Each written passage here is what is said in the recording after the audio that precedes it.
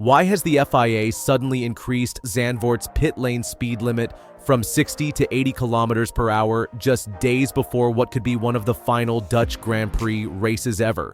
What happens when you combine an 80% chance of rain with experimental tire strategies on Formula One's most overtaking hostile circuit? And could Yuki Tsunoda's underwhelming 7-point tally as Max's teammate finally cost him his Red Bull seat in front of the Orange Army?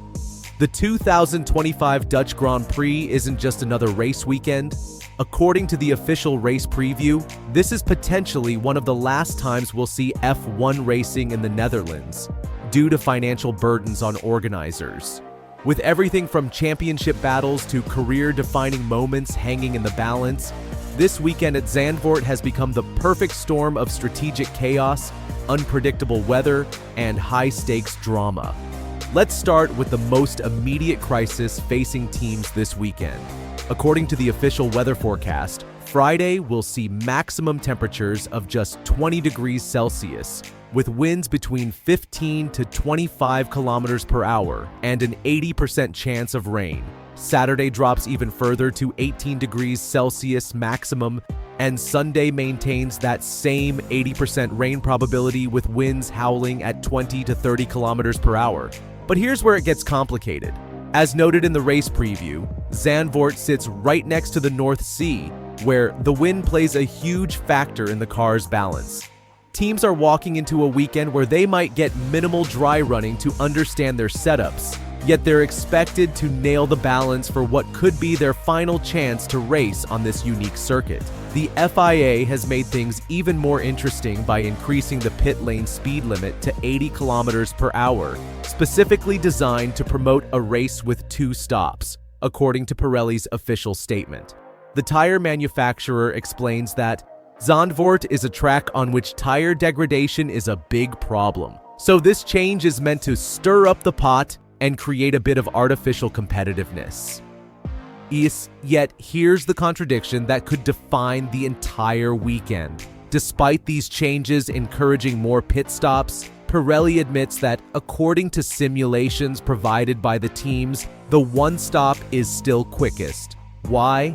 Because overtaking is notoriously difficult at Zandvoort with very few straights apart from the main one, combined with the fact the whole track is quite narrow. But the strategic nightmare is just beginning when you factor in what Pirelli discovered about Zandvoort's unique energy demands. You might think teams would simply adapt their strategies based on the track's known characteristics. After all, as Pirelli explains, circuits like Suzuka, Lucale, Silverstone, and Spa are all harder on tires than Zandvoort in terms of pure tire wear. The Dutch Grand Prix venue seems manageable enough. It's a relatively short track with what Pirelli describes as average grip and asphalt roughness.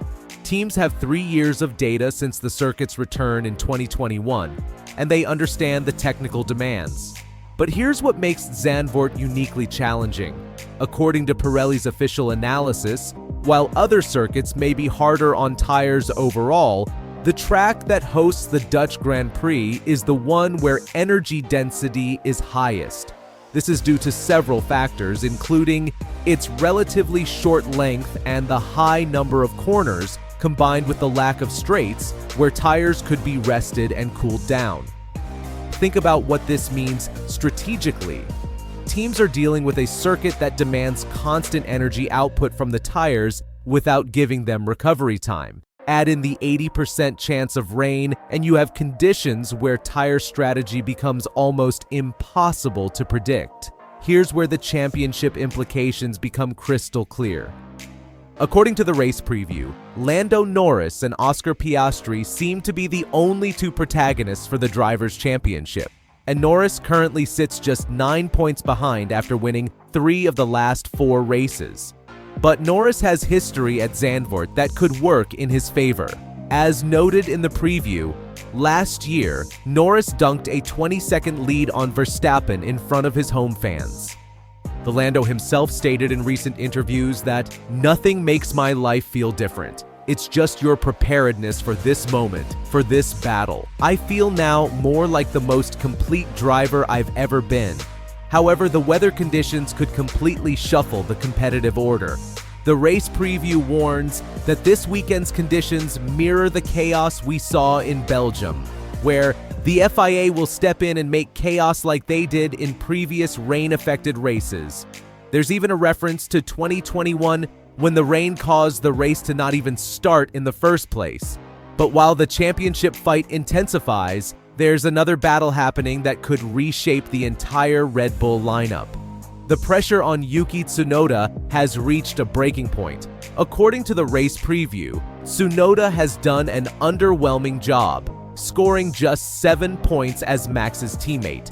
The situation became even more embarrassing in Hungary, where, even with 1/10 of Max's time, he wasn't able to go through in Q3. What makes this weekend particularly crucial for Tsunoda is the rising competition. The preview specifically mentions the rise of Hajar, Lawson, Lindblad, and now Alex Palou as drivers who could replace him. Team principal Laurent Mekies is trying to provide support, stating that the priority is to give Yuki what he needs to perform, but admits they've been trying that for a number of races now.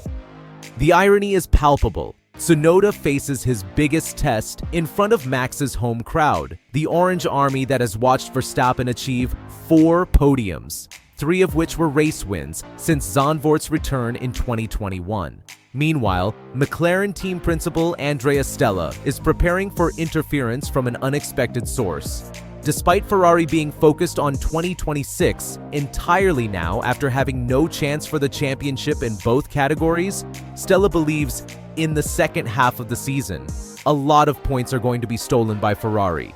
He specifically warned that anytime we are racing for the second part of the season, we would have to take into account that in qualifying and in the race, we would have to deal with Ferrari. And then there's the elephant in the room that could make this weekend historically significant. The most sobering reality facing everyone this weekend is that we might be witnessing the end of an era. According to the race preview, this is highly likely one of the last times we're going to see racing in the Netherlands because of the financial burden that it became to the government and the organizers. The race officials have already denied the offer of having to rotate around with other races, and while Zandvoort is confirmed for 2026, it's highly unlikely that they are going to organize F1 events beyond that year. Even more telling, NASCAR and IndyCar are showing some interest in taking over this circuit. For Verstappen, this adds another layer of emotional complexity. As the preview notes, ever since its return in 2021, the Dutchman racked up 4 podiums, 3 of which were race wins. The question becomes, could losing Zandvoort from the calendar actually affect Verstappen's future motivation in Formula One? But perhaps the biggest unresolved question heading into Sunday concerns the weather lottery. With an 80% chance of rain and winds up to 30 kilometers per hour, we could see everything from a processional dry race to complete chaos if conditions change rapidly during the Grand Prix. Teams are essentially gambling on strategies they can't properly test. The combination of softer tire compounds, faster pit stops, difficult overtaking, and unpredictable weather creates a scenario where a single strategic decision could swing the championship momentum dramatically. Will we see Norris capitalize on his previous Zandvoort success to take the championship lead? Can Tsunoda save his Red Bull career with a standout performance? Will Ferrari indeed steal points from the McLaren championship fight as Stella predicts? With the clock ticking toward what could be Zandvoort's Formula One farewell, this weekend represents more than just another race. It's potentially the final chapter of one of the sport's most unique venues, played out under some of the most challenging and unpredictable conditions we've seen all season. What's your prediction for this weekend's chaos? Let me know in the comments, and make sure to subscribe for more F1 analysis as we head into the final stretch of what's shaping up to be one of the most dramatic championship battles in years.